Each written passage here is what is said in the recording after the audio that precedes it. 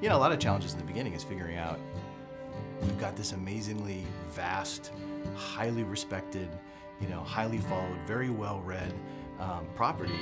How do you bring that to a game and do it justice? There are so many different things within the books that were clearly had to be a certain way. There was so much strife about whether we were going to do Tom Bombadil at all, and the conversation about, well, Tom Bombadil wasn't in the movies, and there's a reason why it was cut. We had a very strong belief on what we thought was going to make this story great. It's such a long road to get to where we are today, and there are so many different things that I can look at now and say, that was definitely the right decision, and Tom Bombadil was definitely the right decision. So at launch, it was, you know, we had 8 regions.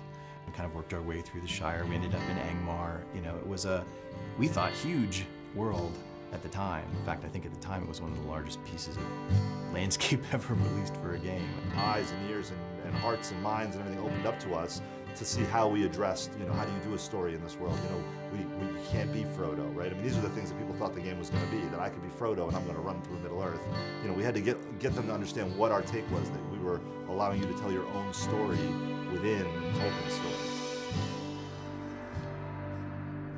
Our goal was, this has to look unlike any place that anybody's ever been in an MMO, right? And hopefully also in an RPG, because when you read about Moria, it's this big, huge, giant, expansive, cavernous place. The idea was to use, to make it a landscape space with not one, but 2 separate height maps. So there'd be a height map for the floor and then a height map for the ceiling. That was something we'd never done before, doing the vast landscapey interior dungeon. It's really hard without a date file and without having sky and clouds and sun and all the colors that brings in. And you could have 2 stretches that have the same grass pattern, the same little huts, and you swap out sunny blue sky for crazy red, green, shimmery, evil thing, and it totally changes the look and feel. Not having that in Moria, it was much more challenging, yeah.